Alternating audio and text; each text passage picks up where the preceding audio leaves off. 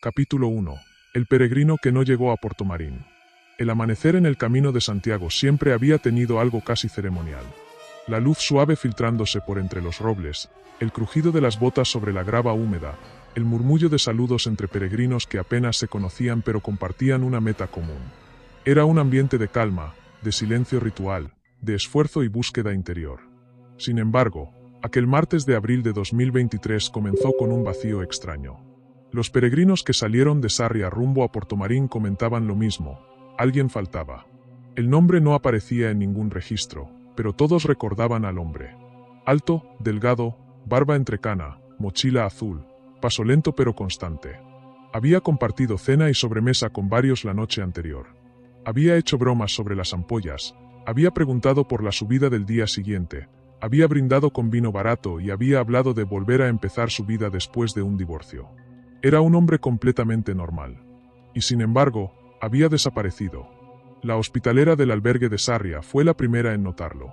Cuando revisó las literas después de que todos se marcharan, encontró la cama donde él debía haber dormido perfectamente intacta, las sábanas sin arrugas, la manta doblada con el cuidado de quien nunca llegó a usarla. Como si nunca hubiera pasado la noche allí. Como si se hubiera evaporado entre la cena y el amanecer. Los peregrinos comentaron la ausencia durante los primeros kilómetros, pero pronto el cansancio, el paisaje y el esfuerzo físico fueron borrando la inquietud. Al final, era el camino. La gente entraba y salía de grupos, cambiaba rutas, cogía taxis, abandonaba tramos sin avisar. No era algo tan inusual. Para casi todos, excepto para Lucía, una peregrina madrileña de 28 años que se había sentado a su lado la noche anterior. Recordaba algo en él, una frase suelta que le había inquietado sin saber por qué. Algo sobre los lugares donde uno puede desaparecer sin dejar rastro. Lo había dicho riéndose, como quien improvisa una broma de sobremesa, pero ahora, repasando la escena en su mente, a Lucía le parecía un comentario extraño. Inquietante. Descolocado. A mitad de la etapa, mientras descansaba junto al bosque de Barbadelo, sacó el móvil. Abrió el grupo de WhatsApp improvisado que habían hecho los peregrinos de su albergue. ¿Alguien sabe si el chico de la mochila azul salió antes que nosotros? Escribió. Los mensajes tardaron varios minutos en llegar. No lo vi esta mañana. Yo tampoco. La hospitalera dice que su cama estaba sin usar. ¿Será que se fue durante la noche? No creo, yo dormí cerca de la puerta y no escuché nada. Lucía guardó el móvil. Una brisa fría recorrió el sendero, agitando las hojas. Algunos peregrinos se santiguaron al pasar por la pequeña capilla del camino. Otros simplemente aceleraron el paso. Pero todos, incluso aquellos que no habían hablado con él, sintieron una sombra ligera de inquietud. Mientras tanto, a varios kilómetros de allí, un hombre observaba el río Miño desde un claro en el bosque. Tenía la mochila azul a sus pies. Pero no era su mochila. No le pertenecía. La estaba vaciando, revisando minuciosamente cada objeto. Una cantimplora, un cargador portátil, una guía del camino subrayada, una chaqueta impermeable, un cuaderno pequeño. Lo abrió. Dentro había un par de frases escritas a mano. Etapa Sarria a Portomarín. Hoy será un buen día. El hombre sonrió. Una sonrisa breve. Controlada. Vacía. Guardó el cuaderno en su propio bolsillo, arrojó la mochila azul al río y la vio hundirse lentamente bajo la corriente tranquila. No miró atrás. No sintió prisa. No sintió culpa. No sintió nada. Después ajustó su capucha y comenzó a caminar hacia Portomarín por un sendero que no aparecía en ninguna guía oficial. Un sendero que solo conocía quien había pasado demasiado tiempo estudiando el camino, y la forma en que la gente desaparecía en él sin que nadie lo notara. Para cuando los primeros peregrinos entraron en el puente sobre el Miño, él ya estaba en el siguiente albergue. Uno que no aparecía en Google. Uno que no figuraba en ninguna aplicación. Uno cuyo nombre casi nadie recordaba, porque cambiaba cada año. Un lugar donde la noche no significaba descanso. Significaba selección. Capítulo 2. El albergue.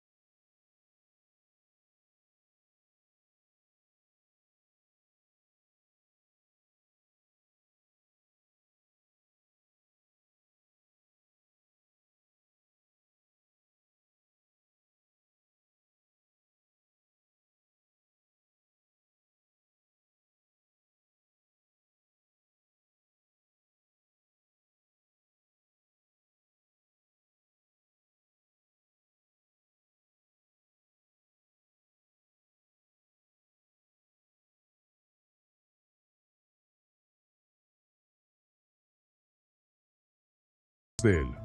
Capítulo 3. El rumor del albergue cerrado. La lluvia había cesado al amanecer, dejando el sendero cubierto por una neblina fina que se deslizaba entre los árboles como un animal silencioso. Julián caminaba con el cuerpo entumecido y la mochila húmeda, intentando ignorar la sensación persistente de que algo lo vigilaba desde los márgenes del bosque. No era un miedo concreto, sino un rumor que crecía con cada kilómetro del Camino de Santiago, como si el propio recorrido guardara secretos que nadie había querido contarle. El hostelero de la noche anterior, un hombre mayor de sonrisa forzada, había pronunciado unas palabras que desde entonces le daban vueltas en la cabeza. Si puedes, evita el antiguo albergue de San Reinaldo. Mejor pasa de largo. Aunque esté marcado en los mapas, ya no recibe peregrinos. Julián no había pedido más detalles. Estaba demasiado cansado en ese momento como para iniciar una conversación. Pero ahora, con la mente más despierta, se arrepentía. El camino siempre había estado lleno de historias, leyendas, advertencias, mitos locales, pero había algo en el tono del viejo que no sonaba a superstición. Sonaba a experiencia, a miedo verdadero. La niebla se abría lentamente ante él, revelando un cruce donde el poste señalizador indicaba 3 rutas. Una flecha amarilla descolorida apuntaba hacia un sendero estrecho que se alejaba del camino principal. Un pequeño cartel de madera, carcomido por la humedad, aún dejaba leer unas letras borrosas. Albergue San Reinaldo 3 km. Julián se detuvo. Sacó el móvil. Miró el mapa. El albergue seguía apareciendo como abierto, aunque las reseñas más recientes tenían más de 2 años. Comentarios breves, escuetos, sin fotos, algunos con una extraña repetición de palabras como austero, simple, tranquilo. Ninguno con detalles personales. Y lo más inquietante, 3 reseñas consecutivas, todas de peregrinos distintos, terminaban exactamente igual. Dormí solo esa noche. Julián tragó saliva. La alternativa era caminar 9 kilómetros más hasta el siguiente pueblo, y después de casi 30 kilómetros recorridos aquel día, sus piernas temblaban con cada paso. La lógica decía que debía avanzar por la senda larga, pero algo dentro de él lo empujaba a mirar ese desvío prohibido. Solo quiero echar un vistazo, se dijo en voz baja, como intentando justificar un presentimiento absurdo. Tomó la senda estrecha. El ambiente pareció cambiar en cuanto se internó en el bosque. La luz se volvía más fría, el aire más denso. El sonido de los pájaros desapareció por completo. Solo quedaba el crujido apagado de las hojas bajo sus botas. A los pocos minutos, vio algo entre los árboles. Una mochila azul, tirada a un lado del camino, cubierta por hojas húmedas. No parecía abandonada hacía mucho. El tejido aún estaba limpio, y la cremallera abierta dejaba ver una botella de agua llena hasta la mitad y un cuaderno doblado. Julián no pudo evitar agacharse. Miró alrededor. Nada. Ni un alma. Abrió el cuaderno. Las primeras páginas tenían frases típicas de un peregrino. Día 4. Me duelen las rodillas. Hoy conocí a un grupo de italianos. Luego, tras un salto abrupto, una anotación más reciente. El hospitalero dice que soy el único hospedado esta noche. Pero creo que eso no es verdad. Julián sintió un escalofrío. Pasó la página. Había un trazo tembloroso, casi ilegible, como si la persona hubiese escrito con prisas. Hay alguien más en el albergue. La última página estaba arrancada. Un silencio espeso envolvió el bosque. Julián cerró el cuaderno con las manos sudorosas. Miró al frente. El sendero seguía recto, perdiéndose entre la niebla. Y entonces vio la silueta. Una estructura vieja al final del camino, oculta entre los árboles, con las ventanas tapiadas y un cartel oxidado colgando torcido. El último albergue. O así lo llamaban los peregrinos supersticiosos. En el mapa era San Reinaldo. En la realidad, parecía un lugar detenido en el tiempo. Un edificio que no debería seguir en pie. Julián dio un paso hacia atrás. Otro. Su instinto le gritaba que se marchara, que diera media vuelta y no mirara atrás. Pero en ese instante, una luz tenue, amarillenta, parpadeó detrás de una de las ventanas tapiadas, como si alguien caminara con un farol por el pasillo interior. Julián sintió que las piernas se le aflojaban. No estaba abandonado. No del todo. Y lo peor no era que hubiese alguien dentro. Lo peor era que esa luz se movía, como si supiera que él estaba ahí. Capítulo 4. El alojamiento de los ruidos rotos.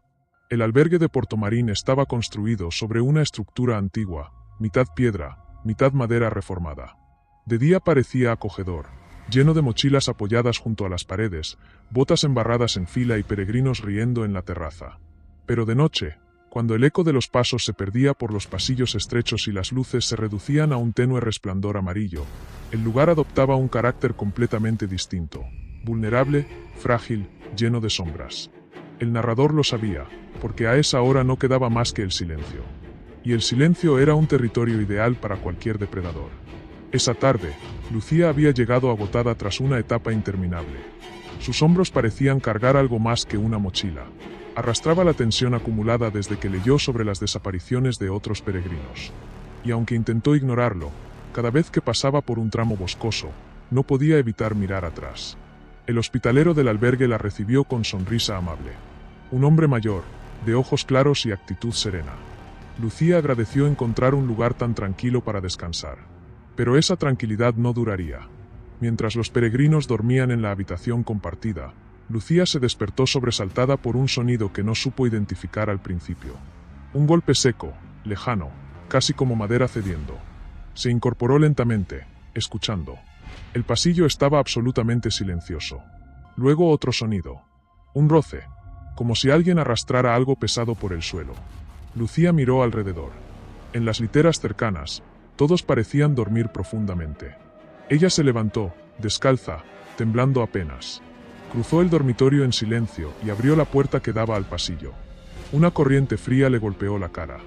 Las luces de emergencia tintineaban muy débilmente, creando parpadeos irregulares que hacían que las sombras se movieran como si tuvieran vida propia. El albergue parecía un organismo dormido, respirando al ritmo de cada crujido del viejo suelo. Lucía caminó con cuidado. Cada paso era un sonido amplificado. Sus pensamientos eran un torbellino. Quizá alguien había salido al baño. Quizá un peregrino sonámbulo había tropezado, pero aquella explicación no encajaba con la sensación que le recorría la columna. Algo iba mal. Muy mal. Llegó a la zona común, donde las mochilas se apilaban en un rincón. Todo estaba en orden, excepto una puerta, ligeramente entreabierta. Era la puerta del almacén del albergue, un pequeño cuarto donde se guardaban mantas, herramientas y productos de limpieza. Lucía extendió la mano y empujó lentamente. La puerta emitió un chirrido crispante. Dentro olía a humedad y madera vieja. La luz parpadeante del pasillo entraba lo justo para revelar formas básicas. Estanterías, cajas, cubos, una fregona. Nada fuera de lo normal. Pero había algo más. Un rastro en el suelo. Una línea irregular en el polvo del almacén, como si algo, o alguien, hubiese sido arrastrado desde el fondo del cuarto hacia el pasillo. Lucía sintió que su pulso se aceleraba. Retrocedió un paso. Estaba a punto de cerrar la puerta cuando escuchó un tercer sonido, uno que heló su sangre. Una respiración. No una respiración fuerte o evidente. No, era una respiración contenida, casi imperceptible, como la de alguien escondido. Y lo peor era que no venía del fondo del almacén. Venía del techo. Lucía levantó la mirada justo a tiempo para ver algo moverse entre las vigas superiores. Una sombra compacta, demasiado grande para ser un animal, demasiado silenciosa para ser un peregrino dormido. La joven retrocedió un paso más, casi tropezando. Su garganta se cerró. La sombra se deslizó entre los huecos con movimientos lentos, estudiados, como un ser acostumbrado a acechar desde las alturas. Lucía no gritó. No porque fuera valiente, sino porque su cuerpo se congeló, petrificado por un terror tan primitivo que la dejó sin voz. Entonces la sombra se detuvo. Y la respiración también. Por un instante, el silencio fue absoluto. El tipo de silencio que anuncia algo inevitable. Lucía retrocedió lentamente y cerró la puerta. No quiso hacer ruido, ni alertar a lo que fuera que estuviera allí arriba. Corrió a su litera, se metió bajo la manta y contuvo las lágrimas. Tardó horas en conciliar un sueño inquieto, interrumpido constantemente por la imagen de aquella sombra inmóvil en el techo. A la mañana siguiente, nadie habló de nada extraño. Los peregrinos reían, desayunaban, preparaban sus mochilas. Solo ella se fijó en un detalle que pasó desapercibido para los demás. Una de las literas estaba vacía. La mochila ya no estaba. La cama seguía intacta. El hospitalero, al revisar la lista, murmuró: debió marcharse temprano. Lucía sabía que nadie se había levantado antes que ella. Y ese rastro en el almacén. Y esa sombra en el techo. No. Esa persona no se había marchado caminando. Y Lucía no tenía idea de que esa misma figura silenciosa la había visto también a ella esa noche. Capítulo 5. El hombre del bastón rojo. La mañana amaneció con un frío irregular, de esos que se cuelan entre las capas de ropa y se quedan atrapados bajo la piel. El camino, normalmente agitado a primera hora por el sonido de mochilas, bastones y saludos, parecía extrañamente silencioso cuando Clara salió del albergue. Había dormido poco. El recuerdo de la habitación vacía donde debía estar la voluntaria argentina seguía obsesionándola. Nadie quería hablar del tema, y eso siempre significaba que había algo oscuro detrás. Clara ajustó la mochila y comenzó a caminar. El cielo estaba cubierto por un manto gris que amenazaba con lluvia. El sendero, con su mezcla de tierra, hierba aplastada y piedras húmedas, serpenteaba entre campos de maíz que se mecían lentamente con el viento. La soledad del camino era distinta a cualquier otra. No era simplemente estar sola, era un silencio que parecía observarla. A unos 100 metros, distinguió a un peregrino caminando con un paso regular, casi marcial. No llevaba mochila, algo inmediatamente extraño. La mayoría de peregrinos cargaban con todo, los que no lo hacían solían utilizar transporte para el equipaje, pero ni siquiera estos caminaban tan ligeros. El hombre vestía una chaqueta oscura y sostenía un bastón de senderismo rojo, muy diferente al tipo de madera tradicional que usaba la mayoría. El color era demasiado vivo, demasiado llamativo. Clara aceleró un poco, intentando alcanzarlo.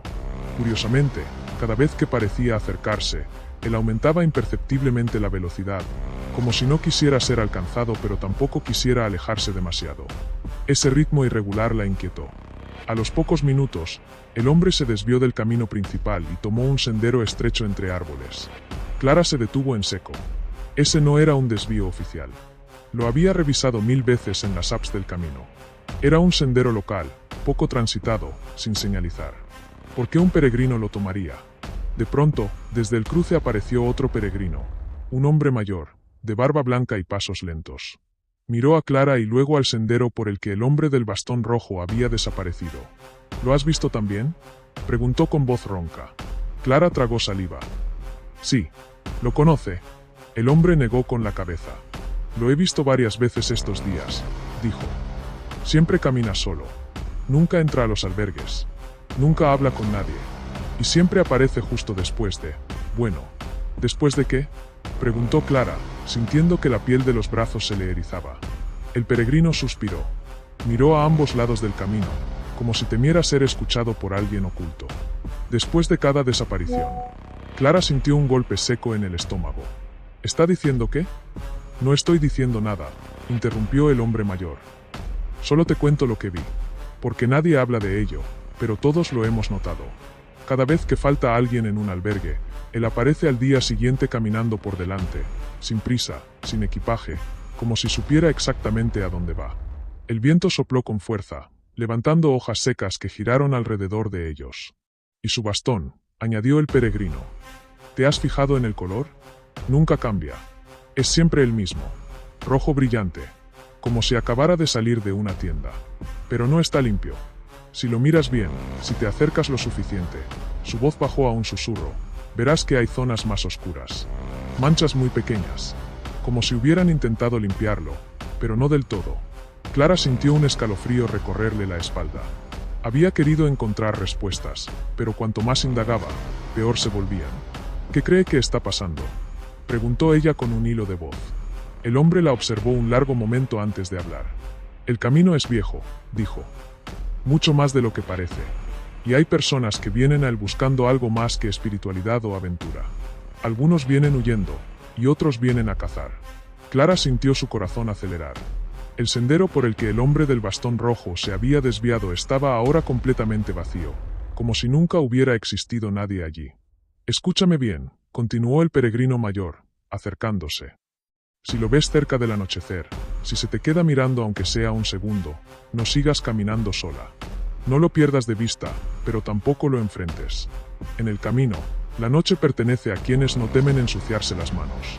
Clara quiso preguntar más, pero el hombre comenzó a caminar lentamente, sin esperar respuesta. Ella miró otra vez al sendero oscuro que se perdía entre los árboles. El frío aumentó. Una sensación repentina de vulnerabilidad se apoderó de ella.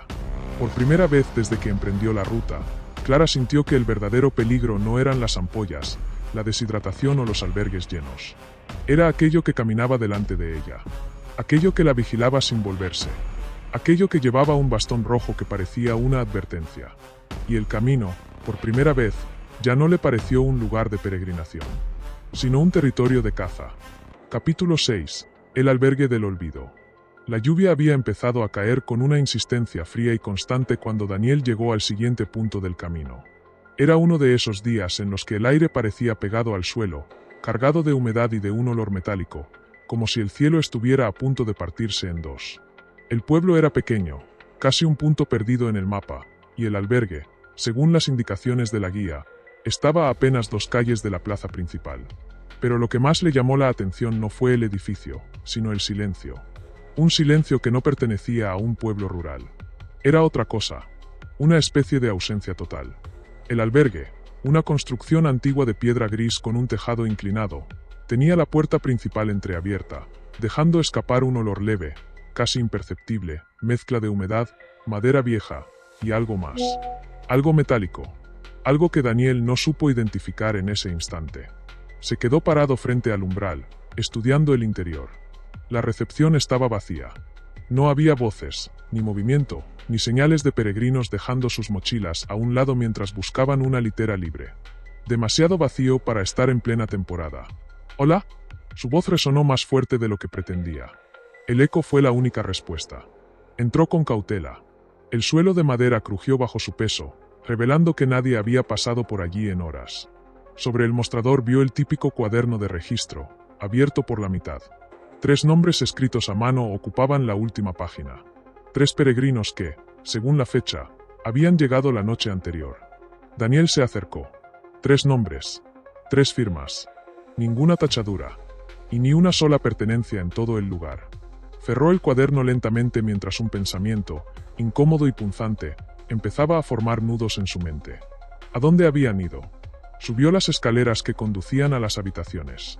El pasillo estaba iluminado por una fila de lámparas débiles, intermitentes, que proyectaban sombras temblorosas en las paredes. Cada puerta estaba abierta, como si los peregrinos hubieran salido apresuradamente sin molestarse en cerrarlas. Entró en una de las habitaciones, 12 literas vacías, perfectamente alineadas. Ni una mochila, ni una bota seca, ni una botella de agua. Nada. La ausencia total. Sintió un escalofrío recorrerle la espalda. No era miedo como tal, sino ese presentimiento instintivo que aparece antes de que la mente entienda lo que los sentidos ya han detectado. Algo no estaba bien. Nada aquí estaba bien. En la cocina encontró un detalle aún más inquietante. 3 tazas de metal descansaban en la mesa, con restos de café seco pegado en el fondo. Como si alguien hubiera estado allí hacía apenas unas horas, antes de marcharse sin recoger nada. Excepto que, no habían salido por la puerta principal. Daniel lo habría visto al entrar. Un sonido leve rompió el silencio. Un crujido, proviniendo del sótano. El sótano. Se quedó inmóvil unos segundos, intentando discernir si había imaginado el ruido. Pero volvió a escuchar otro. Esta vez más claro, un golpe seco contra algo de madera.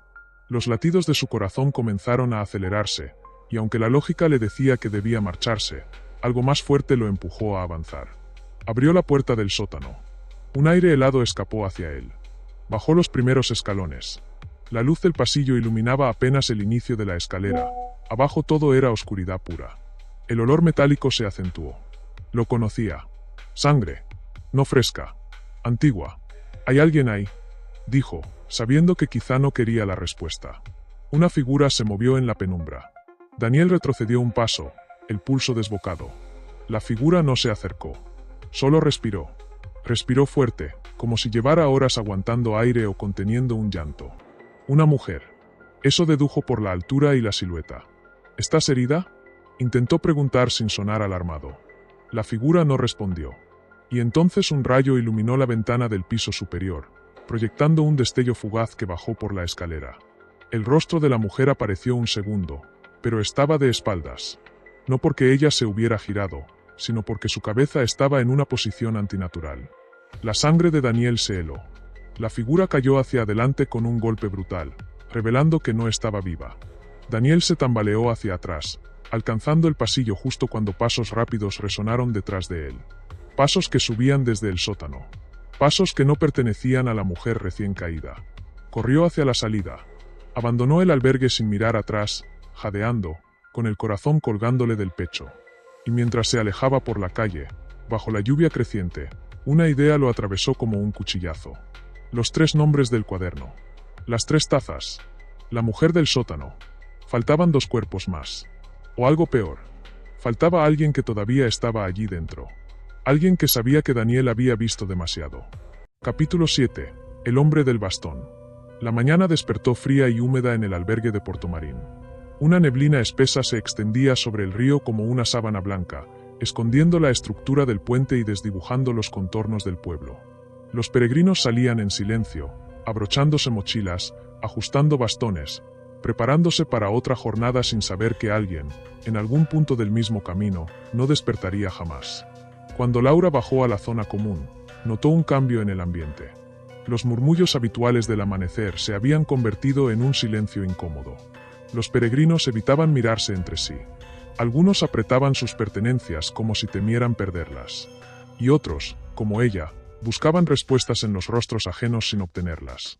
Entonces lo vio, un hombre mayor, barba gris, ojos hundidos, apoyado en un bastón de madera oscura.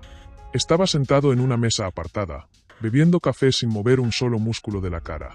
Los demás parecían rodearlo sin querer, como si su sola presencia creara un vacío invisible. Laura se acercó a la hospitalera, que recogía tazas con manos temblorosas. «¿Qué ha pasado?», preguntó en voz baja. La mujer levantó la mirada, y sus ojos la atravesaron con un terror que no intentó disimular. Una peregrina, la encontraron muerta en el tramo de ayer. Cerca del bosque. Dicen que fue un accidente, pero... tragó saliva. Esto no es normal. No es normal que desaparezcan así. Ni que aparezcan así. Laura sintió un escalofrío recorrerle la espalda. El miedo empezaba a tejer raíces. Se giró para mirar al hombre del bastón. Él también la observaba. No con curiosidad. No con interés. Con una neutralidad tan absoluta que resultaba inhumana. Como si la estuviera evaluando sin emoción alguna. Ella apartó la mirada de inmediato. Salieron del albergue juntos, aunque cada uno tomara su propio ritmo. Algunos peregrinos formaban grupos improvisados, hablando entre susurros. Otros caminaban solos, apresurando el paso. El cielo seguía cubierto, y la bruma hacía que la carretera pareciera un sendero suspendido en ninguna parte. Laura caminó junto a Leo y Sofía, quienes también habían oído los rumores. Dicen que la encontraron sin mochila, comentó Sofía, ajustando su bufanda. Como si alguien se la hubiera llevado. A mí me dijeron que estaba descalza, añadió Leo. Eso ya es mentira, replicó Laura, aunque no estaba segura de nada. Nadie sabe nada. Pero todos sienten lo mismo, dijo Sofía. Que esto no fue un accidente. Laura no respondió. No podía. Detrás de ellos, a unos 30 metros, el hombre del bastón caminaba a paso lento, rítmico, inalterable. Cada golpe del bastón contra el suelo era un latido hueco que resonaba a través del camino. Toc, toc, toc. Una constante. Una presencia. Una sombra. A mitad de la etapa, el grupo se detuvo en un mirador. El viento despejó la niebla por unos minutos, revelando colinas verdes y el serpenteo del camino más adelante. Otros peregrinos descansaban en silencio.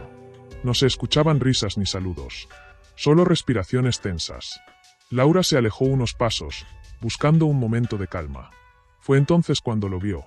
Sobre un banco de piedra, alguien había dejado un objeto perfectamente colocado. Un cordón rojo. Limpio. Enrollado de forma meticulosa. Demasiado perfecto. Demasiado exacto. El mismo tipo de cordón que la peregrina desaparecida llevaba colgado en su mochila el día anterior. El corazón de Laura retumbó con fuerza. No era casualidad. No podía serlo. ¿Estás bien?, preguntó Sofía, acercándose. Laura señaló el cordón sin decir una palabra. Sofía palideció al instante. «No lo toques», susurró. No lo tocaron. No hacía falta.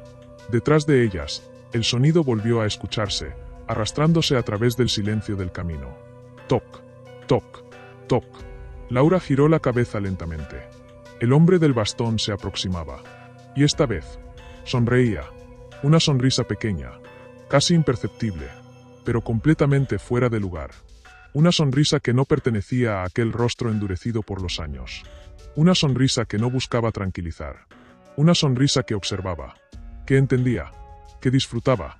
Laura sintió como un peso frío se acomodaba en su pecho. Algo estaba a punto de romperse. Algo que llevaba días formándose bajo la superficie. Algo que empezaba a mostrar su verdadera forma. El camino de Santiago era largo. Demasiado largo. Y alguien, entre ellos, estaba aprovechando cada kilómetro para elegir con calma a su próxima víctima. Capítulo 8. El aroma del peligro. La lluvia había comenzado a caer en un hilo tenue, casi delicado, mientras la tarde se desvanecía sobre Portomarín. Las calles, empedradas y frías, reflejaban las luces amarillentas de los faroles como si fueran flechas líquidas señalando rutas hacia ninguna parte. Los peregrinos caminaban con la cabeza baja, cubriéndose con ponchos de colores que parecían manchas vibrantes en un paisaje apagado. Pero entre ellos, uno destacaba por su quietud. El hombre del gorro gris. Había llegado esa misma mañana, sin prisa, sin hablar con nadie. Había pasado desapercibido para todos, excepto para Marcela. Ella había aprendido a reconocer comportamientos. En el camino, el cansancio habla por todos. Unos sonríen, otros se cierran, algunos avanzan en silencio, algunos buscan compañía. Pero nadie, mira a su alrededor como si cada esquina fuera un objeto a evaluar. Nadie observa los pasos ajenos con ese cálculo casi quirúrgico. Nadie camina sin ritmo, como si pudiera detenerse en cualquier momento y desaparecer. A menos que lleve algo más que una mochila.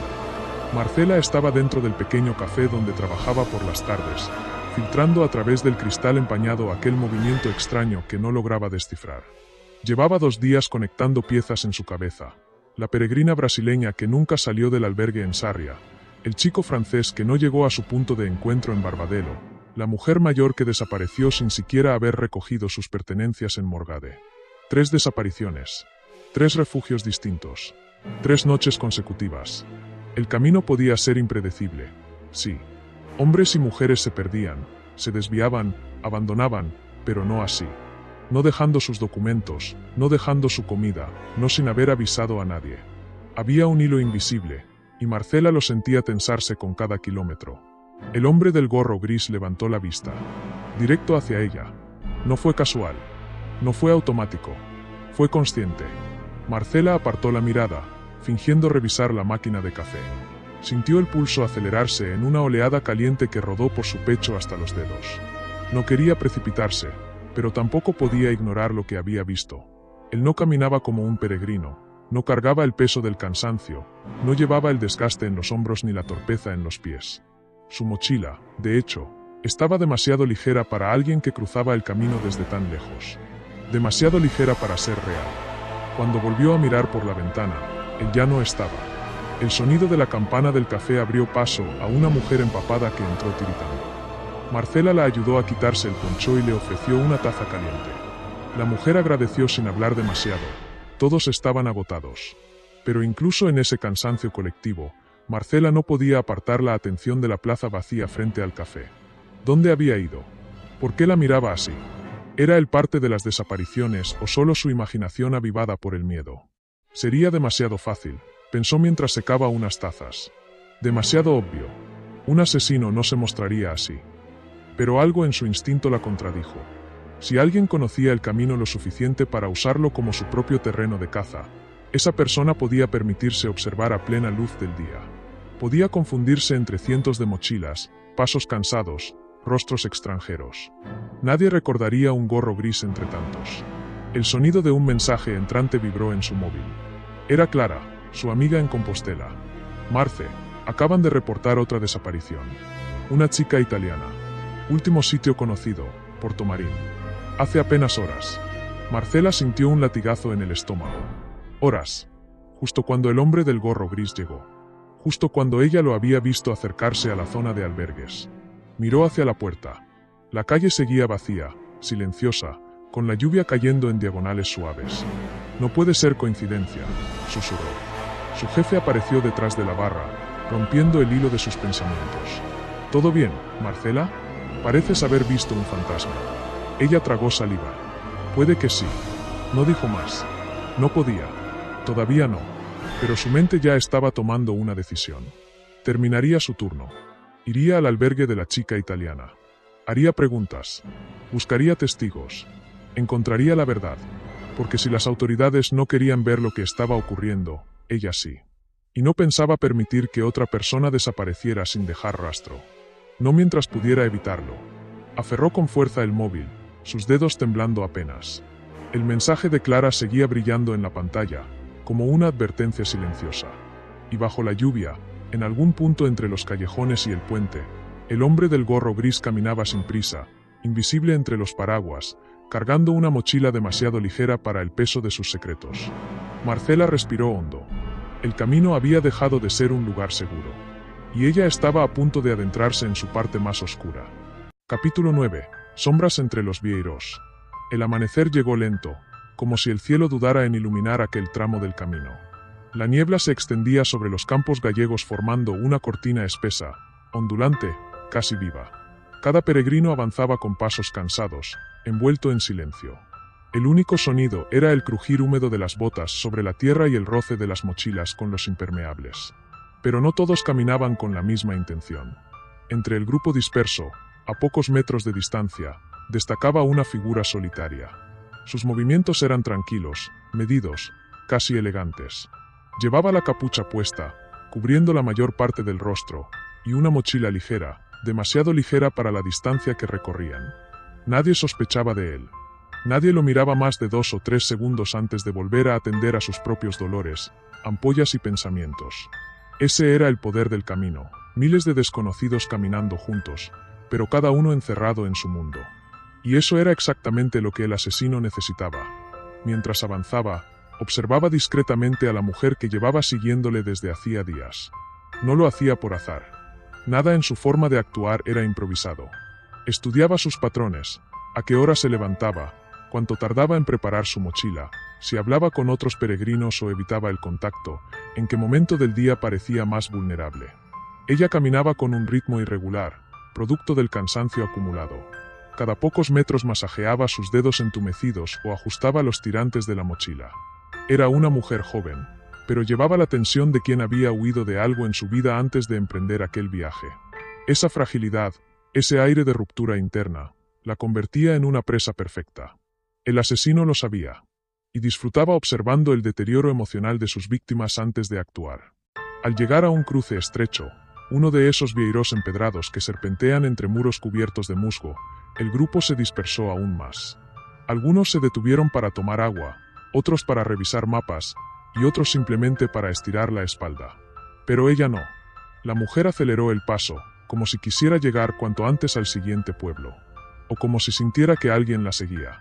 El asesino percibió su nerviosismo. Esa era la señal que había estado esperando. La siguió con la mirada mientras doblaba el cruce y se internaba en un túnel natural formado por ramas entrelazadas. El sol apenas podía atravesar aquel corredor vegetal, y la humedad del amanecer se adhería a la piel como un velo opresivo. Un lugar perfecto. Ni cámaras, ni coches, ni testigos. Solo el bosque. Solo ellos dos. La mujer redujo la marcha. El silencio era tan profundo que podía escucharse el viento respirando entre las hojas. Sacó su cantimplora e intentó beber, pero le temblaban tanto las manos que el agua se derramó sobre su chaqueta. Maldijo entre dientes. Se giró instintivamente, como si esperara encontrar algo detrás de ella, pero no vio nada. La niebla había empezado a filtrarse entre los árboles, creando siluetas deformes. Tranquila, tranquila, se susurró a sí misma. Un intento desesperado de autorregulación. Siguió caminando, pero cada paso era más torpe que el anterior. La tensión de la última semana la había transformado. Cada noche en los albergues había dormido menos. Cada susurro, cada puerta que se abría, cada sombra en la pared la ponía en estado de alerta. Había empezado a sentir que alguien la observaba mientras dormía. Y no estaba equivocada. El asesino había estado ahí, cada noche, en el mismo albergue, a unos metros de su cama. Escuchando su respiración, analizando su postura al dormir, memorizando sus movimientos. Era un depredador silencioso, paciente, profundamente calculador. Nadie percibía su presencia. Él sabía cómo borrar su propia existencia entre docenas de mochileros que creían estar a salvo por el simple hecho de dormir rodeados de desconocidos. El camino, para él, era un menú de oportunidades. Y ella, su elección más reciente. La mujer se detuvo abruptamente al escuchar un crujido detrás. Su cuerpo se tensó. Abrió grande los ojos, como si esperara ver a un animal, o algo peor. La respiración se le aceleró. Dio un paso atrás. Luego otro. Pero el viejo sendero estaba estrecho, bordeado de muros de piedra que no le permitían correr sin riesgo de caer. El asesino aprovechó la curva del camino y se ocultó detrás de un roble grueso. No necesitaba apresurarse. Sabía que el miedo hace más daño que la fuerza. Y ella ya estaba entrando en la fase que él conocía, el descontrol emocional. Ella dio media vuelta y reanudó la marcha apresurada. Los latidos de su corazón parecían resonar en el aire. Era cuestión de tiempo. El asesino salió del escondite. Caminó despacio, sin ruido, sin prisa. La mujer ya estaba lejos, pero eso era parte del plan. Cuanto más corriera, más aislada quedaría del resto del grupo. Más se metería en territorio vacío. Más perdería la noción de la dirección. Aquel tramo del camino tenía zonas remotas donde el sonido no viajaba, donde ni siquiera un grito podía atravesar los muros de roca, monte y vegetación. Y ella, sin saberlo, estaba entrando directo en una de esas zonas. Ese día, el camino no era un lugar de fe, ni de espiritualidad, ni de descanso. Ese día, el camino era un santuario del horror. Y el asesino estaba a punto de acercarse a su siguiente víctima. Capítulo 10. El rumor del camino. El camino de Santiago amanecía con una calma engañosa. Aquel tramo, entre Portomarín y Palas de Rey, solía estar lleno de caminantes que avanzaban con paso firme, motivados por la emoción de una nueva etapa. Pero esa mañana, el ambiente era distinto, más silencioso, más tenso, como si la propia ruta hubiese decidido contener la respiración. La noticia de la aparición del cuerpo de Elena, la segunda peregrina desaparecida, se había extendido entre los albergues con la rapidez con la que se propaga el fuego en un bosque seco. Nadie sabía los detalles, pero todos entendían lo esencial. No se trataba de un accidente. Había un asesino en el camino. Los peregrinos más experimentados seguían andando, aunque lo hacían en grupos pequeños y sin alejarse unos de otros. Los recién llegados avanzaban mirando a los lados, desconfiando de cada sombra, de cada caminante solitario, de cada puerta entreabierta. La ruta, famosa por su espíritu de hermandad y comunidad, de pronto parecía un lugar hostil, donde cualquier persona podía esconder una intención oscura. A esa hora, Marcos caminaba en silencio, hundido en sus pensamientos. Desde que había visto el cuerpo de Elena en aquel claro del bosque, no había logrado dormir. La imagen se repetía una y otra vez en su mente como una cinta defectuosa. La posición antinatural del cuerpo, la expresión congelada en un punto entre el miedo y la sorpresa, los objetos personales cuidadosamente colocados a su lado, como si alguien hubiese querido dejar un mensaje solo para él. El camino había cambiado para Marcos. Ya no era un viaje espiritual, sino una persecución. Cada paso lo acercaba más a la verdad, aunque también lo acercaba a un asesino que no tenía miedo de volver a actuar. En el albergue de Palas de Rey, el ambiente era espeso, casi sólido. Los peregrinos se reunían en grupos, susurrando teorías contradictorias, que era obra de alguien local, que era un caminante disfrazado de peregrino, que era un extranjero que se aprovechaba de la soledad del camino. Cada rumor alimentaba el miedo. La hospitalera del lugar, una mujer de rostro afable y mirada cansada, intentaba mantener la calma entre los huéspedes, pero su voz temblaba ligeramente cuando hablaba. Sabía que la policía estaba desbordada, pues las desapariciones habían ocurrido en diferentes etapas, lo que hacía difícil establecer un patrón claro. Cuando Marcos entró al albergue, todos lo miraron de inmediato. No porque lo sospecharan, sino porque había sido uno de los primeros en ver el cuerpo. Era, de alguna forma, el testigo silencioso del horror. La hospitalera se acercó a él. ¿Estás bien?, preguntó con voz suave. No, respondió él sin rodeos. Pero no estoy aquí para descansar. Necesito hablar con la persona que vio a Elena antes de desaparecer. La mujer parpadeó, sorprendida. Eso no es algo que debería andar preguntando. La Guardia Civil. La Guardia Civil no está aquí, interrumpió Marcos. Y cada hora que pasa puede ser fatal para la próxima persona. La hospitalera tragó saliva. Miró a su alrededor. Nadie parecía escuchar. ¿Hay alguien?, susurró. Una peregrina alemana. Dijo haber hablado con Elena la noche anterior. Está en la habitación del fondo. Marcos asintió. Avanzó por el pasillo estrecho hasta llegar a la puerta indicada. Tocó suavemente. Sí, respondió una voz tímida. Dentro, una mujer joven de cabello rubio y ojos nerviosos lo observaba con evidente inquietud. No parecía haber dormido mucho.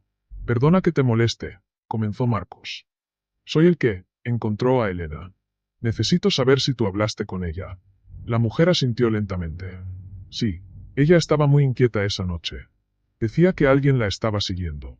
¿Lo describió? No. Solo que era un peregrino que no era peregrino. No entendí lo que quería decir. Marcos sintió un escalofrío recorrerle la espalda. ¿Algo más? Sí. La mujer dudó, mordiéndose el labio. Me dijo que había dormido en un albergue donde nadie la miraba a los ojos. Donde todos parecían escondidos dentro de sí mismos. Y que el hospitalero le hizo unas preguntas extrañas, sobre si caminaba sola, sobre si tenía familia esperando por ella. Marcos tensó la mandíbula. ¿Te dijo el nombre del albergue? No. Solo dijo. El albergue del cruce. No sé cuál es. Marcos lo sabía. Había pasado por allí 2 veces en otros años. Un albergue pequeño, escondido entre árboles, ligeramente apartado del camino principal. Un lugar donde no entraba cualquiera. Un lugar donde uno podía desaparecer sin que nadie lo notara. Esa noche, Marcos no durmió. Tampoco planeaba hacerlo. Salió del albergue en silencio, con la determinación de quien ha cruzado un punto sin retorno. Mañana iría al cruce. Mañana entraría al albergue maldito. Y si el asesino estaba dentro, lo enfrentaría. Porque alguien tenía que detenerlo. Porque el camino, el verdadero camino, no merecía ese horror. Y porque, en el fondo, Marcos sabía que él era la próxima pieza del rompecabezas. Capítulo 11. El hombre que no debía estar allí. La lluvia había empezado a caer de forma silenciosa, primero como un eco suave sobre los tejados del pequeño pueblo, y luego como un telón constante que difuminaba luces, voces y formas. Era ya noche cerrada cuando Lucía volvió al albergue, agotada después de haber pasado el día recorriendo las sendas embarradas del camino. Caminaba con la sensación incómoda de que el día no había terminado, como si alguien más caminara detrás de ella aunque no escuchara pasos. Una inquietud sorda, pegada a su nuca, persistía desde la mañana. Entró en el albergue y el olor a madera húmeda y sopa caliente la envolvió brevemente. Las luces amarillas del interior, más cálidas que acogedoras, iluminaban las mesas vacías del comedor. Todo parecía en orden. Demasiado en orden. Las mochilas seguían alineadas y las botas apoyadas junto a la puerta, como si todos los peregrinos hubieran salido al mismo tiempo. Pero eso no tenía sentido. No a esas horas. Lucía dejó su bastón apoyado en la pared y pasó al corredor principal. Allí se detuvo. Una sensación de alerta la tensó de arriba abajo. La puerta del dormitorio común estaba entreabierta. Ella recordaba bien haberla cerrado antes de marcharse. No por seguridad, sino porque evitaba que el viento arrastrara el frío a las habitaciones. Y sin embargo, ahí estaba, abierta apenas unos centímetros, de forma casi quirúrgica. Lo justo para permitir una mirada, pero no lo suficiente como para invitar a entrar sin dudar. Avanzó despacio. El silencio del albergue era tan profundo que sentía como sus propios latidos se amplificaban en su pecho. Empujó la puerta con suavidad. La oscuridad del dormitorio la recibió como un pozo. Había literas. Había bolsas de dormir. Pero no había nadie. Nada de respiraciones. Nada de movimientos. Nada de conversaciones nocturnas entre peregrinos. El aire estaba quieto, completamente detenido. Lucía encendió una linterna pequeña. El haz de luz reveló los colchones destapados, algunos objetos personales esparcidos sin orden, una guía del camino tirada sobre el suelo. Todo como si las personas hubieran desaparecido a mitad de una conversación o en mitad de un gesto. Como si un interruptor invisible hubiera apagado sus vidas de golpe. Ese pensamiento le heló la sangre. ¿Hola? Susurró. Ni un murmullo respondió. Entonces lo vio. En la esquina más alejada del dormitorio. Una figura quieta. Demasiado quieta. Lucía sintió como sus piernas temblaban ligeramente. La luz de la linterna tembló también, proyectando sombras alargadas y deformadas. Acercó el haz muy despacio, temiendo lo que iba a encontrar. Era un hombre, sentado en el suelo, de espaldas, con la cabeza gacha, sin moverse ni un milímetro. Lucía tragó saliva. «Disculpe, ¿está bien?», preguntó con un hilo de voz. El hombre no reaccionó. No parecía dormir. No parecía respirar. La luz recorrió su silueta, ropa oscura, empapada de lluvia, manos apoyadas en las rodillas de forma perfectamente simétrica, como si hubiera sido colocado allí. Lucía dio un paso más. Luego otro. La distancia entre ambos se redujo hasta que pudo ver algo más. La piel del hombre tenía un tono extraño. Pálido. Inerte. No estaba vivo. Lucía reprimió un grito. Retrocedió de inmediato y chocó con la litera de atrás, provocando un ruido metálico que pareció retumbar por todo el edificio. La linterna tembló en su mano, pero no la soltó. Fue entonces cuando vio el detalle final. Al lado del cadáver, cuidadosamente colocado sobre el colchón inferior, había un objeto muy pequeño. Una concha de peregrino. Perfectamente limpia. Perfectamente colocada. Lucía sintió un escalofrío que le recorrió la columna como un latigazo. Ese mismo símbolo había encontrado minutos antes en la puerta trasera del albergue. Ese mismo símbolo estaba grabado en la piel de la peregrina desaparecida. Ese mismo símbolo aparecía en los casos de otros pueblos del camino. Un mensaje. Una firma. Un ritual. El asesino había estado allí. Y no hacía mucho tiempo. Dios mío, murmuró Lucía. Se giró instintivamente hacia el pasillo. Y ahí lo notó. No lo vio. Lo sintió. Un movimiento fugaz, como el desplazamiento del aire detrás de ella. Un cambio en la presión, casi imperceptible, pero suficiente para que su cuerpo reaccionara más rápido que su mente. Lucía apuntó la linterna hacia el corredor. Nada. Ni una sombra. Ni un sonido. Pero ella sabía que no estaba sola. Ese silencio no era inocente. Ese vacío no era casual. Alguien había entrado. Alguien seguía dentro. Y ahora, ella era la única testigo. Lucía apagó la luz y contuvo la respiración, hundiéndose entre la oscuridad del dormitorio, mientras un pensamiento aterrador crecía dentro de ella como una voz. Él no se ha ido. Él sigue aquí. Capítulo 12. Noches en el borde del mapa. El albergue de San Brión amaneció envuelto en una neblina espesa que hacía desaparecer todo a pocos metros. Era como si el lugar estuviera flotando en un limbo blanco, desconectado del mundo. Los peregrinos más madrugadores salieron en silencio, envueltos en sus mochilas, sus capas y sus preocupaciones personales.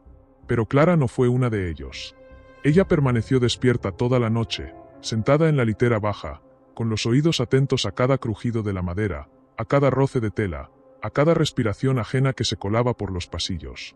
Había leído 4 veces la lista de desaparecidos del camino que le entregó el inspector Vega. Nombres diferentes, edades distintas, nacionalidades variadas. Pero un patrón los unía.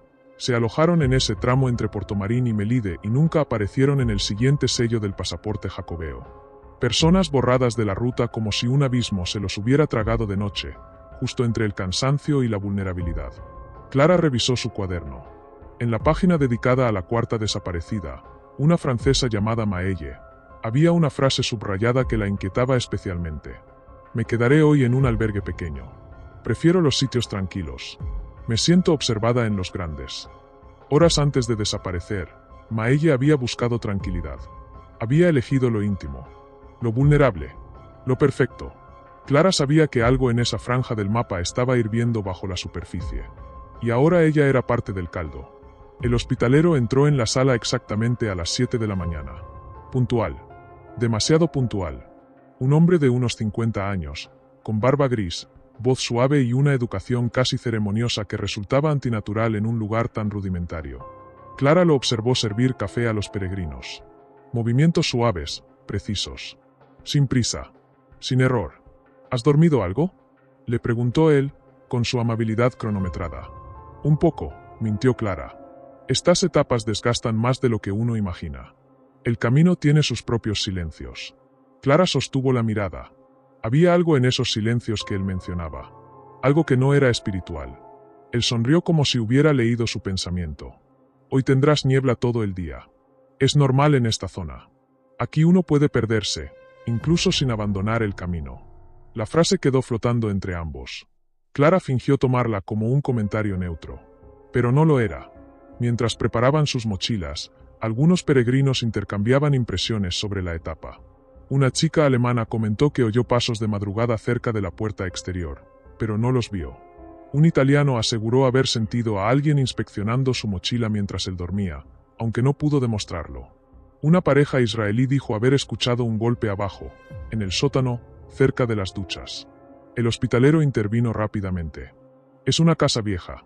Aquí todo suena a superstición. Demasiado rápido. Demasiado seguro. Clara tomó nota mental. Antes de marcharse, decidió revisar el registro del albergue mientras el hospitalero atendía a otros peregrinos. Se acercó al corcho de firmas, un gran panel donde cada peregrino dejaba su nombre, país y fecha. La hoja de la noche anterior estaba ahí, nombres claros, trazos firmes, salvo uno. Una firma incompleta. Un nombre apenas esbozado. 2 letras. Como si quien lo escribió hubiera sido interrumpido. Al lado, una mancha. No tinta. Algo más oscuro. Clara rozó la marca. No era sangre, pero tampoco era suciedad común. Era como un resto de barro seco mezclado con algo aceitoso. El mismo tipo de rastro que vio en el albergue abandonado. La sensación de que el asesino había estado allí, probablemente horas antes, quizá incluso durante la noche, le recorrió la espalda. Si eso era cierto, entonces ella había dormido a 2 habitaciones de él. O peor, él había estado observándolos mientras dormían. Cuando finalmente salió del albergue, la niebla engulló su visión en segundos. Los postes amarillos con flechas apenas se veían. El camino se convertía en una cuerda invisible que uno debía seguir por pura intuición. Ella escuchó pasos detrás de sí y tensó los músculos, pero solo era la chica alemana apurando el paso. ¿Te quedaste con mala sensación?, preguntó la chica. Solo cansancio, mintió Clara, otra vez. No sé, ese lugar tiene algo raro. No dormí bien. Clara decidió cambiar de tema y acelerar el ritmo. Pero mientras caminaba, notó algo inquietante. Una silueta detrás del hospitalero dentro del albergue, a través de la ventana empañada. Una figura alta, inmóvil, observándolas marcharse. No pudo distinguir si era real o producto de la distorsión del cristal. Pero una cosa sí sabía. Alguien más estaba dentro del albergue. Alguien que no había salido esa mañana. Y si el patrón se repetía, esa persona no aparecería en el siguiente sello. A pocos kilómetros, la niebla se volvió más densa. Clara revisó su GPS. La señal tenía interferencias. Algo alteraba la conexión. Un ruido detrás. Un chasquido. Un crujido bajo el barro húmedo. Clara se giró. Nada. Pero no era verdad. Alguien estaba ahí. A pocos metros. Siguiéndola desde la capa más densa de la niebla. Donde el mundo parece suspendido y el peligro respira despacio. Y por primera vez, Clara sintió que el camino no era un sendero espiritual, sino un corredor de caza. Capítulo 13. El camino que se cierra. La noche cayó sobre el pequeño pueblo como un telón lento y espeso. Las luces del albergue parpadeaban débilmente, iluminando apenas el empedrado húmedo que rodeaba la entrada. Clara avanzó en silencio, con los hombros tensos, observando cada sombra con una mezcla de cautela e intuición. Su respiración era irregular, no por el cansancio del camino, sino por la creciente sensación de que algo, o alguien, la seguía desde hacía días. A su alrededor, el pueblo parecía detenido en una fotografía antigua. Casas de piedra con tejados inclinados, ventanas entornadas, calles estrechas que conducían hacia ninguna parte. El viento arrastraba el murmullo de las hojas, pero no había voces humanas, ni un coche, ni pasos. El camino de Santiago, tan lleno de vida durante el día, se convertía por la noche en un territorio que ningún peregrino sensato quería recorrer. Clara no era sensata. O quizá había dejado de serlo. Entró al albergue. El pasillo principal estaba tenuemente iluminado por un único aplique que daba un brillo dorado a las paredes. El suelo crujió bajo sus botas, y ese sonido, normalmente insignificante, retumbó como una advertencia. Caminó hacia la recepción, pero no había nadie. Ni un voluntario, ni un hospitalero, ni un peregrino rezagado preparando su mochila para el día siguiente. Nada. Solo silencio. Un silencio demasiado perfecto. Clara tragó saliva. Recordó las palabras de Ana, la peregrina que había conocido 2 etapas atrás. Hay sitios donde desaparecen personas y nadie quiere hablar del tema. Sitios donde el camino se bifurca, pero no en los mapas. En aquel momento le había parecido una exageración, una historia para asustar a los recién llegados. Pero ahora, sola en aquel albergue, comprendía que su amiga no estaba fabulando. Ella había sabido algo. Algo importante. Demasiado importante para contarlo con libertad. Clara avanzó un poco más, hasta la sala común. Allí encontró algo que la heló por completo. Sobre la mesa había una mochila abierta. La reconoció. La había visto la noche anterior en el dormitorio compartido. Pertenecía a un chico alemán, Lucas, que hacía el camino solo. Era amable, hablaba poco español, pero se reía con facilidad. Tenía planes de terminar en Finisterre. Tenía planes. Ahora su mochila estaba allí, como si la hubieran dejado a propósito. Clara se agachó para revisarla. Dentro encontró su cantimplora, un cuaderno lleno de anotaciones del camino y un pequeño botiquín. Todo ordenado. Demasiado ordenado, como si alguien hubiera tocado cada objeto con precisión quirúrgica. Como si lo hubiera preparado para que ella lo encontrase. Un ruido la hizo girarse de inmediato. Venía del final del pasillo. Un golpe seco. Después, pasos lentos. Clara sintió como el corazón se le comprimía. El instinto le gritó que no hablara, que no se moviera, que no respirara. Pero otro instinto más profundo, más humano, la empujó a preguntar. «¿Hola?», susurró. «¿Hay alguien ahí?».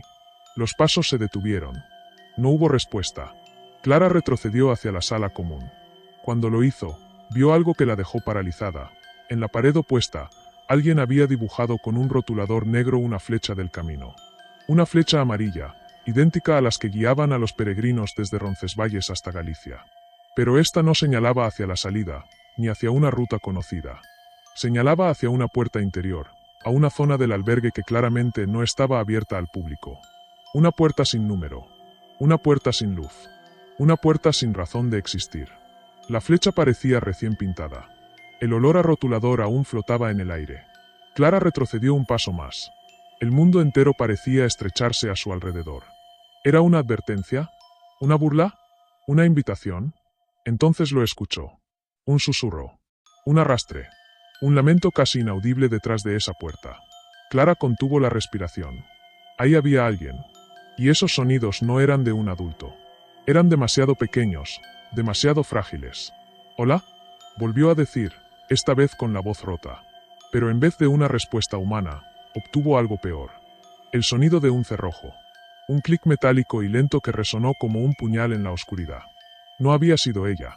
No había sido un accidente. Alguien había cerrado esa puerta desde dentro. Los pasos volvieron a escucharse en el pasillo, esta vez más cerca, más decididos. Clara sintió como la adrenalina le recorría el cuerpo. Corrió hacia la salida, pero al llegar a la entrada del albergue, descubrió que la puerta principal, la misma por la que había entrado sin problema, ahora estaba cerrada con candado. Ella no lo había escuchado. Ella no lo había visto. Pero alguien lo había hecho. Alguien que conocía cada rincón del albergue. Alguien que sabía que ella vendría. Alguien que había marcado ese lugar como una trampa. Clara se giró, jadeando. Los pasos estaban demasiado cerca. Y la flecha amarilla apuntaba directamente hacia la oscuridad. Como si el camino, de repente, ya no quisiera guiarla, sino devorarla. Capítulo 14. El eco de las peregrinas. El amanecer cayó sobre el camino de Santiago como un velo frío. Las campanas distantes marcaban las 6 de la mañana cuando Tomás abrió los ojos en su habitación de alquiler, el cuerpo entumecido, la mente cargada por un insomnio persistentemente afilado. No había dormido. No podía.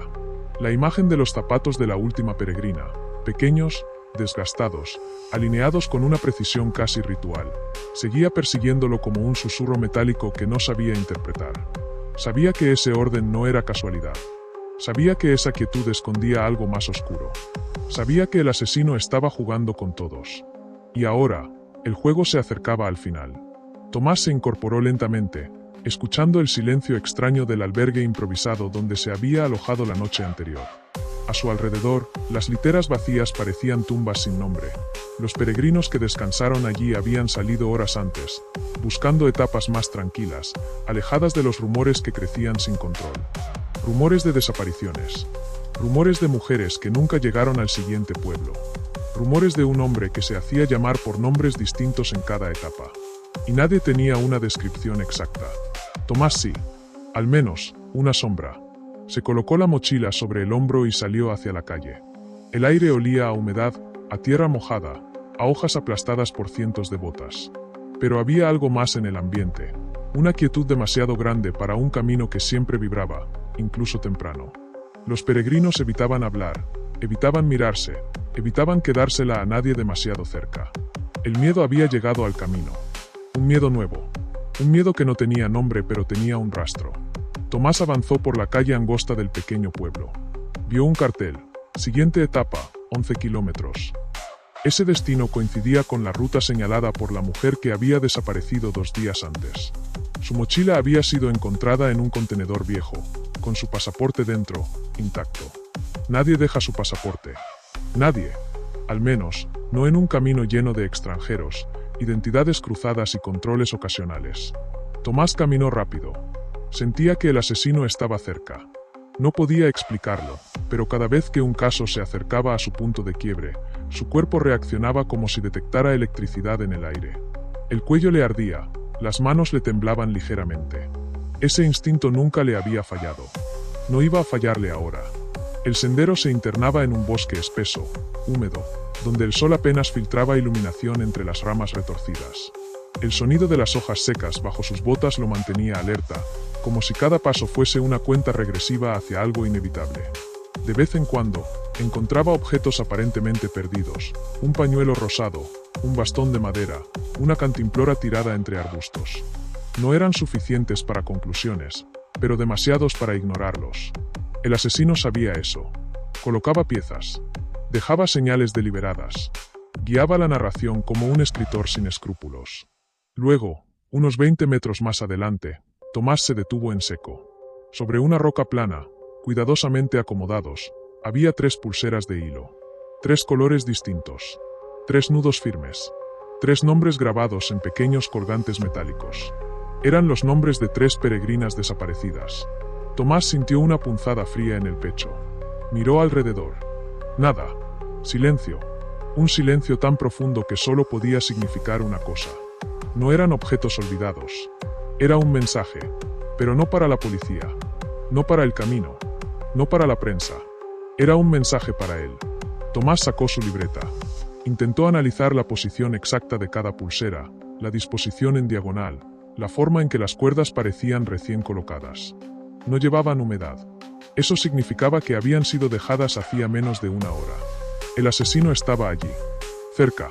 Lo estaba mirando, observando sus reacciones, tal vez incluso respirando el mismo aire. Tomás guardó la libreta con un gesto tenso y siguió caminando, sin mostrar miedo, aunque sentía el corazón golpeándole contra la garganta. El bosque se hizo más denso. Las ramas parecían inclinarse hacia él, como si quisieran retenerlo. Y entonces lo escuchó. Un susurro casi imperceptible. Tomás. No era posible. Nadie lo conocía allí por su nombre. No lo había mencionado a ningún peregrino.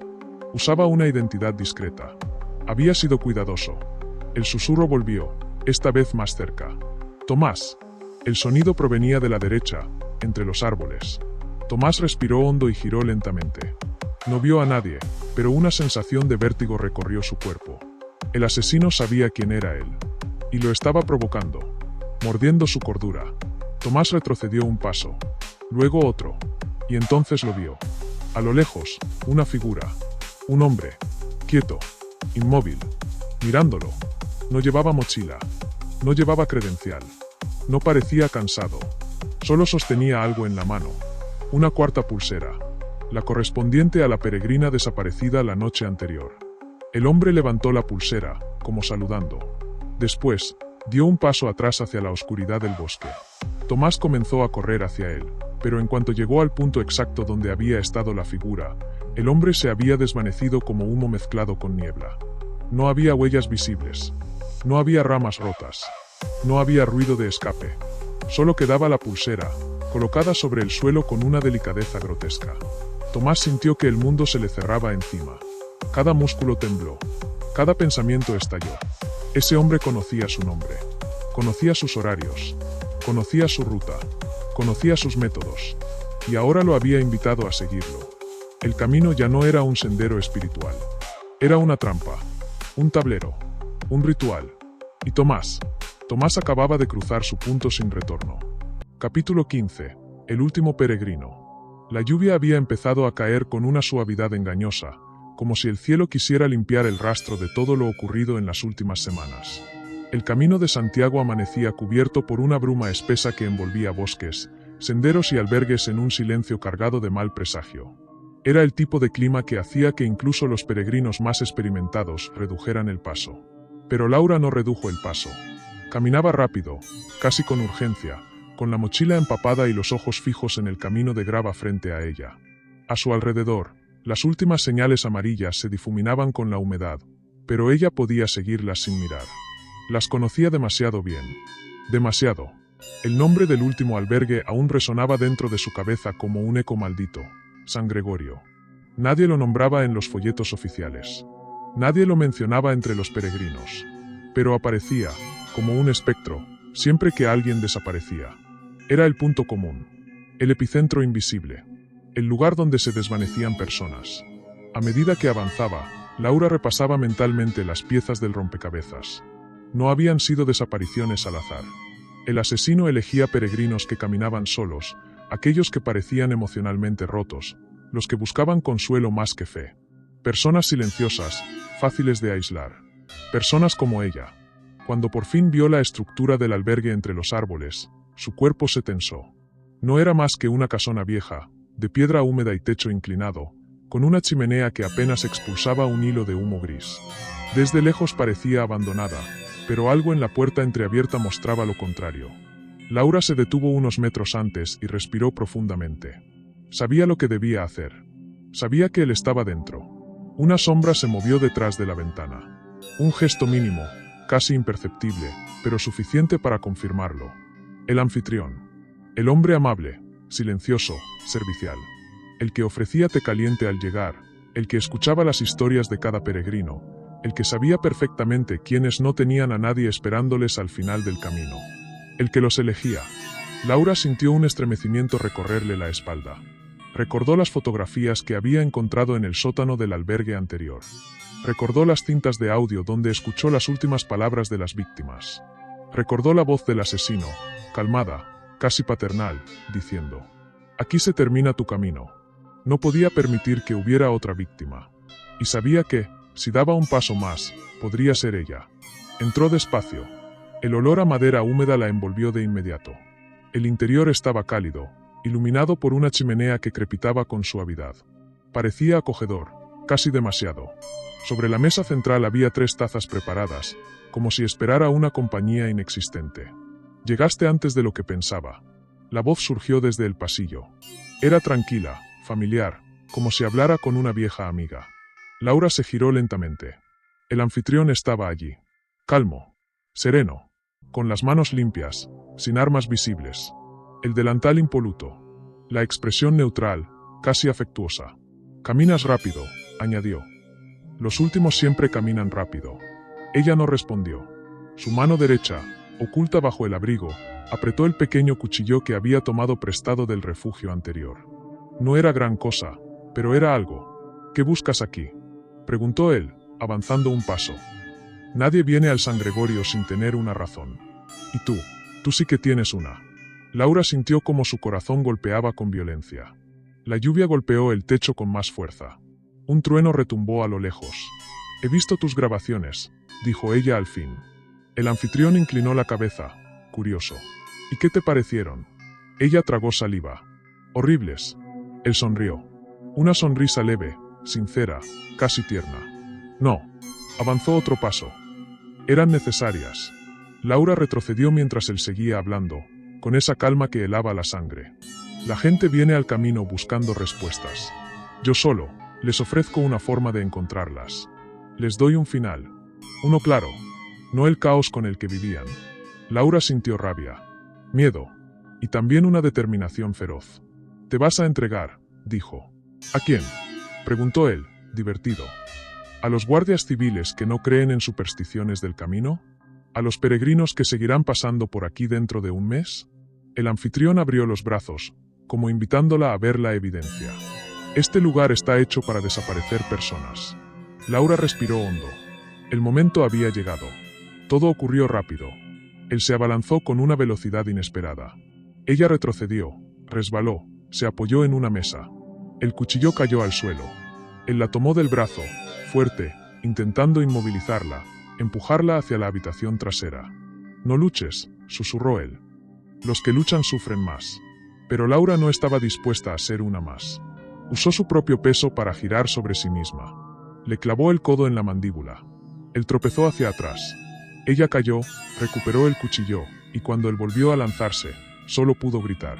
Se acabó. El movimiento fue instintivo. Desesperado. Final. El anfitrión cayó al suelo. Su respiración se volvió irregular, ronca. Intentó decir algo, pero solo salió un gemido débil. Laura retrocedió, temblando. No sintió alivio. No sintió victoria. Solo un silencio espeso. Un silencio que parecía observarla. La Guardia Civil llegó horas después, alertada por dos peregrinos que habían visto luces y movimiento extraño. La encontraron sentada en la entrada del albergue, empapada, inmóvil, con la mirada perdida en el vacío.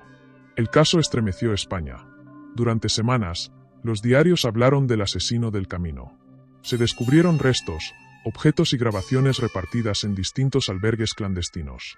Laura nunca volvió a caminar el Camino de Santiago. Nunca volvió a pisar un albergue. Nunca volvió a dormir sin encender una luz. Pero había algo que sí sabía con absoluta certeza. El camino, ese que millones recorrían cada año buscando paz, guardaba secretos que nadie quería ver. Y uno de ellos había terminado con ella sentada frente a un albergue mojado por la lluvia, con la sensación de que aún, en algún lugar de los bosques gallegos, alguien la estaba mirando. El caso quedó cerrado, pero el camino nunca volvió a sentirse igual.